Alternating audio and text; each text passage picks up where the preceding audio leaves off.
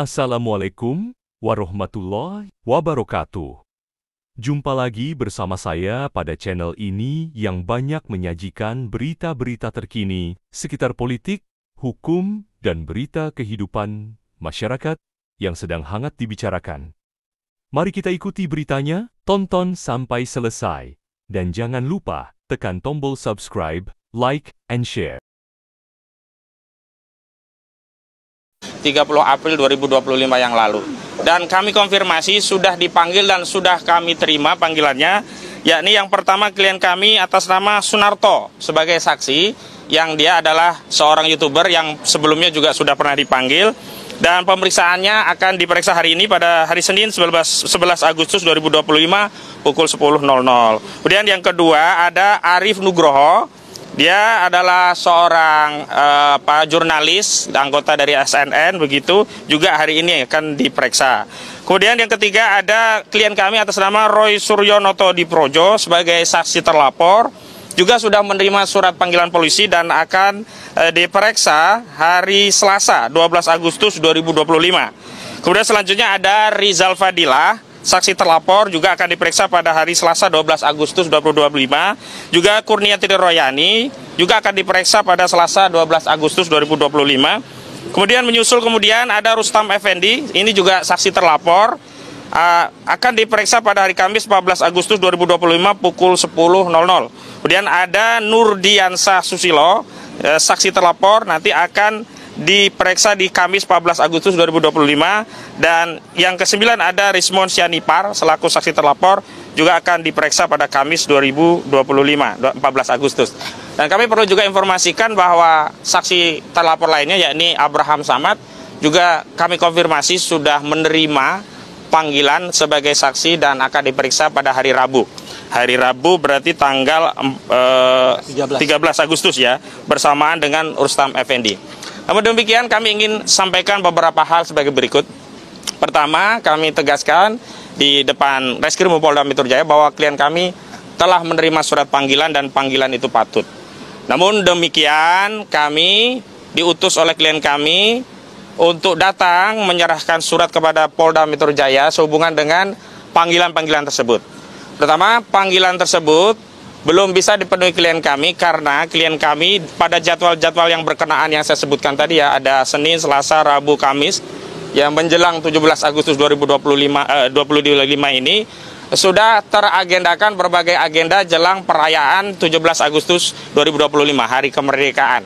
Jadi dalam konteks untuk menghormati Hari Kemerdekaan Negara Republik Indonesia yang puncaknya akan dirayakan di 17 Agustus 2025, klien kami sudah ada jadwal-jadwal yang sudah tersusun sehingga tidak bisa memenuhi panggilan sesuai dengan jadwal yang sudah ditetapkan oleh penyidik Polda Metro Jaya, termasuk yang hari ini. Hari ini atas nama Arif Nugroho dan atas nama Sunarto juga tidak bisa memenuhi panggilan karena sudah teragenda jadwal yang lainnya. Yang kedua, kami perlu tegaskan bahwa di dalam KUHP memang ada proses untuk pemanggilan selanjutnya. Artinya ketidakhadiran klien kami ini bukan berarti mangkir, bukan tanpa keterangan. Jadi secara resmi kami nanti akan menyerahkan surat pertama tentu saja kepada penanggung jawab proses penyidikan ini, yakni kepada Direktur Reskrimum Polda Metro Jaya ya. Jadi Reskrimum nanti kita kirim surat, ditujukannya sebenarnya kepada Kapolda Metro Jaya, apalagi Kapolda Metro Jaya kita kan baru yang sekarang ya. Mudah-mudahan surat ini nanti bisa memberikan argumentasi bahwa memang tidak ada panggilan yang diabaikan. Jadi panggilannya patut. Berbeda dengan ketidakhadiran Saudara Joko Widodo yang sebelumnya kita tidak tahu dia dipanggil, dan tentu saja malah kita jadi bingung karena justru penyidik yang mendatangi saksi selaku korban Saudara Joko Widodo ke Solo untuk diambil keterangannya. Dan yang selanjutnya untuk kapan waktunya memang di dalam surat nanti kami merekomendasikan atau memberikan saran agar sekiranya pemanggilan itu dilakukan penjadwalan ulang setidaknya setelah perayaan Hari Kemerdekaan Republik Indonesia ya. Jadi setelah 17 Agustus 2025 karena menjelang 17 itu kita ada banyak agenda kegiatan yang berkaitan dengan perayaan, termasuk klien kami kan juga sedang mempersiapkan buku dalam rangka di launching di tanggal 17 Agustus 2025. Namun di luar itu kami juga ingin tegaskan bahwa hari ini yang perlu disegerakan adalah bukan proses penyidikan kasus ini, Tetapi yang harus disegerakan dan ini sudah berkekuatan hukum tetap adalah melaksanakan eksekusi putusan Mahkamah Agung yang sudah diterbitkan di 2019 yang lalu yang berkaitan dengan vonis kepada terpidana saudara Sylvester Matutina yang sudah diganjar dengan 1 tahun dan 6 bulan. Dan sampai hari ini kami belum mendengar ada kabar dari Kejaksaan Negeri Jakarta Selatan telah mengeksekusi putusan tersebut. Padahal kami sudah mendatangi Kejaksaan Negeri Jakarta Selatan pada 31 Juli 2025 yang lalu. Kami tidak ingin kejaksaan sebagai institusi salah satu pilar penegak hukum dianggap mengabaikan putusan, dan ini akan meruntuhkan bukan hanya wibawa kejaksaan. Ini meruntuhkan wibawa negara hukum, meruntuhkan kepercayaan publik pada proses dan prosedur penegakan hukum. Jangan sampai ada anggapan klien kami yang baru penyidikan saja dikejar-kejar begitu rupa dengan panggilan yang luar biasa, tetapi orang yang sudah berstatus sebagai terpidana dan semestinya sudah dipenjara justru masih bisa berkeliaran bebas di mana-mana, bahkan mendapatkan jabatan sebagai komisaris di BUMN. Kami sebagai bagian dari rakyat Indonesia tidak ridho pajak dari uang rakyat untuk membayar terpidana sebagai komisaris BUMN. Itu pengantar dari saya, namun ada penjelasan lebih lanjut berkaitan dengan status dari Sylvester Matutina kepada rekan kami. Gafur, silakan untuk disampaikan. Ya, terima kasih Bang Kosinudin. Ya. Izin saya Gafur Sangaji, salah satu anggota tim kuasa hukum dari tim yang sekarang sedang melakukan pendampingan ke Polda Metro Jaya. Perlu saya tegaskan bahwa putusan 287 Kapit 2019 atas nama terpidana Sylvester Matutina itu telah inkrah. Diputus tanggal 20 Mei 2019 oleh 3 majelis hakim agung. Kemudian salinan putusannya itu berdasarkan informasi dari Kepanitraan Mahkamah Agung dikirim tanggal 9 September 2019 ke pengadilan pengaju, yaitu Pengadilan Negeri Jakarta Selatan. Karena upaya kasasi maupun peninjauan kembali itu diajukan terdakwa atau terpidana atau juga jaksa penuntut umum melalui pengadilan negeri di mana perkara tersebut diputus dan dikirimkan oleh Mahkamah Agung ke Pengadilan Negeri Jakarta Selatan berdasarkan informasi resmi dari Mahkamah Agung itu tanggal 9 September 2019 ya. Berdasarkan Undang-Undang Mahkamah Agung, maka setelah pengadilan negeri menerima salinan putusan resmi dari Mahkamah Agung, paling lambat 30 hari, salinan putusan tersebut oleh pengadilan negeri pengaju disampaikan kepada para pihak, yaitu saudara Sylvester Matutina sebagai terpidana dan Kejaksaan Negeri sebagai pihak yang menuntut perkara tersebut. Ya, kemudian nanti setelah Kejaksaan menerima salinan putusan resmi dari Pengadilan Negeri Jakarta Selatan berdasarkan Peraturan Kejaksaan Agung Republik Indonesia terkait dengan penanganan perkara tindak pidana umum, SOP-nya, itu 3 hari setelah salinan diterima, maka harus sudah dikeluarkan P48, yaitu surat perintah dari Kajari ke jaksa eksekutor supaya segera melaksanakan eksekusi. Dan paling lambat 7 hari setelah menerima salinan putusan, itu harus sudah dilaksanakan eksekusi secara sempurna, yaitu terpidana diserahkan kepada Kalapas atau Karutan. Kalau diserahkannya ke lapas berarti Kalapas, kalau diserahkannya ke Rutan berarti oleh Karutan. Kemudian nanti keluar berita acara eksekusi. Berita acara eksekusi ditandatangani oleh 3 pihak, yaitu Kalapas atau Karutan, kemudian jaksa eksekutor dan oleh terpidana.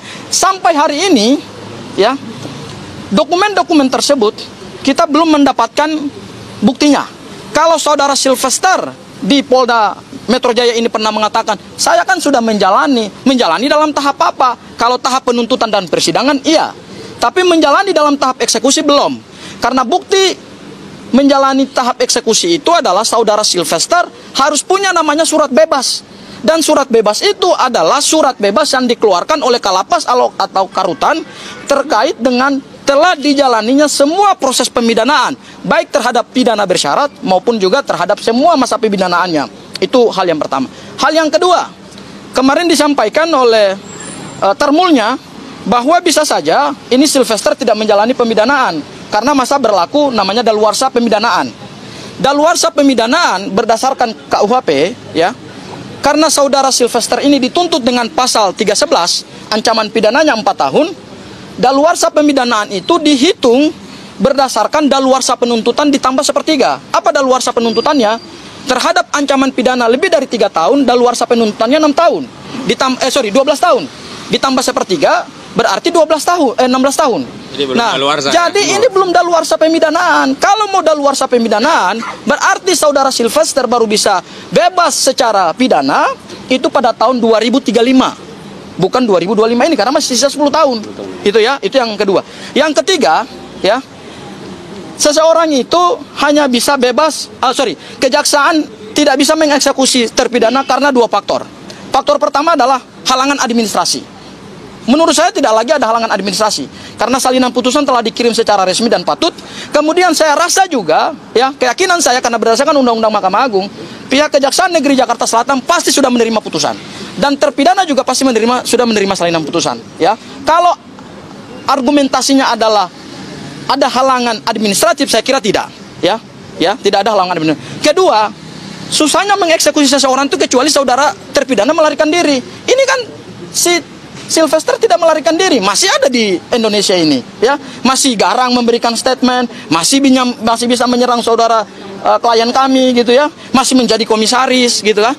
Jadi bukan lagi ini persoalan yuridis, tapi ini persoalan politisasi hukum, ya, ini persoalan political will dari kejaksaan, mau nggak mengeksekusi putusan ini, dan seharusnya putusan ini sudah dieksekusi. Maka itu kami punya rencana perkara ini akan kami laporkan ke Jamwas, Jaksa Agung Muda Pengawasan, dan Jambin, Jaksa Agung Muda Pembinaan. Karena Kajari dalam hal ini yang punya gawean terhadap perkara Sylvester Matutina ini belum melakukan eksekusi sama sekali. Jadi kalau dikatakan bahwa salinannya belum diterima, menurut saya itu sesuatu yang tidak tepat. Dan kalau dikatakan oleh termulnya bahwa ini sudah masuk masa daluarsa pemidanaan, saya kira belum masuk daluarsa pemidanaan. Karena perkaranya nanti baru tahun 2035 saudara Sylvester selesai masa daluarsa pemidanaannya, kecuali saudara Sylvester 2 hal. Pertama, dilindungi oleh penguasa sampai tahun 2035 tidak dieksekusi, atau yang kedua, melarikan diri dari Republik Indonesia ini sampai tahun 2035. Baru tahun 2036 balik ke Indonesia lagi, berarti disitulah berlaku daluarsa pemidanaan. Dia bebas secara hukum. Itu kali Bang Kusin itu yang bisa. Saya kuasa hukum dari tim advokasi, akademisi dan kriminalisasi, karena yang meminta untuk dilaksanakan eksekusi ke Kejaksaan Negeri Jakarta Selatan adalah kami. Itu memfollow up daripada sikap dari saudara Sylvester Matutina yang berulang kali menyatakan kepada kami, klien kami akan masuk penjara, ya, akan menjadi narapidana. Ternyata justru dirinya yang berstatus terpidana dan belum dieksekusi. Karena itu kami kemudian memfollow up melalui Kejaksaan Negeri Jakarta Selatan dan meminta untuk segera dieksekusi, dan sampai hari ini belum dieksekusi. Tapi ada hal yang perlu kami sampaikan, bahwa memang ada penyebab bahwa saudara Sylvester Matutina itu tidak bisa dituntut, yakni faktor politik. Dan itu yang kami yakini, karena di era kekuasaan saudara Joko Widodo, Sylvester Matutina sebagai bagian dari pendukung penyokong kekuasaan saudara Joko Widodo, ketua dari Solmed, Solidaritas Merah Putih, yang kita ketahui pendukung berat saudara Joko Widodo, maka kita patut duga ini ada kekuasaan yang disalahgunakan untuk melindungi saudara Sylvester Matutina. Tapi yang terakhir kami juga perlu tanggapi, kalau kemudian Frederick Damanik dari Projo meminta agar ada amnesti kepada Sylvester Matutina, kami tegaskan, ya, permohonan itu cacat baik secara administratif juga secara substansi, begitu. Secara administrasi kewenangan, bahwa di dalam konteks hak prerogatif seorang presiden, khusus untuk amnesti dan abolisi, itu adalah kewenangan prerogatif presiden yang inisiatifnya subjektif, yang diberikan oleh presiden langsung tanpa ada permohonan. Berbeda hak politik presiden dalam bentuk gerasi dan rehabilitasi, itu memang bisa diajukan oleh pemohon. Jadi tidak ada kepentingannya presiden di kotak-katik. Ini sama saja, ya, saudara Frederick Damanik itu lancang, ya, mengacak-acak kewenangan presiden untuk memberikan amnesti. Sebagaimana kemarin kasus Tom Lembong dan juga siapa satunya itu? Hasto, itu juga pemberian daripada amnesti dan abolisi kepada Tom Lembong itu bukan karena permintaan keduanya, tetapi atas inisiatif presiden. Karena kewenangan yang melekat dari presiden itulah, maka kemudian presiden memberikan, bukan atas permohonan. Kalau permohonan itu gerasi dan kemudian rehabilitasi. Yang kedua, ini barang, ini orang belum pernah dieksekusi 1 hari pun. Kok enak banget dia, ya, bisa minta amnesti. Kalau diberikan, wah, rusak negara ini, nggak perlu lagi ada hukum. Kenapa? Kalau nanti kita terpidana, ya udahlah minta amnesti, cari koneksi, selesai. Nggak bisa begitu. Kecuali satu hal, kalau ternyata terpidana Sylvester Matutina dipanggil oleh Yang Maha Kuasa, ya sudah, kita ikhlaskan. Nggak bisa itu dieksekusi. Bagaimana mau eksekusi kalau orangnya memang sudah dipanggil Yang Maha Kuasa, tapi hari ini dia masih hidup, masih berkeliaran. Jadi saya tegaskan kepada saudara Matutina, Sylvester Matutina, kawan dia kan Frederick mengatakan kita-kita ini dianggap takut sama Sylvester. Nggak ada takutnya. Ada yang mengatakan itu bukan, nggak ada orang gede di belakangnya. Orang gedenya itu adalah Sylvester karena badannya gede. Saya tegaskan, Sylvester, kamu jangan gede badan saja, hormati konstitusi. Kau katakan kau ya dalam sebuah diskusi TV dengan saya, kau akan kesatria, kau akan taat hukum. Sekarang kau taati hukum, datang ke Kejari Jakarta Selatan, serahkan tangan kau, atau setidaknya minta Fitra Romdoni untuk meminjam borgolnya, kau borgol tangan kau, serahkan diri kepada Kejaksaan Negeri Jakarta Selatan. Jadi itu yang perlu kami tegaskan.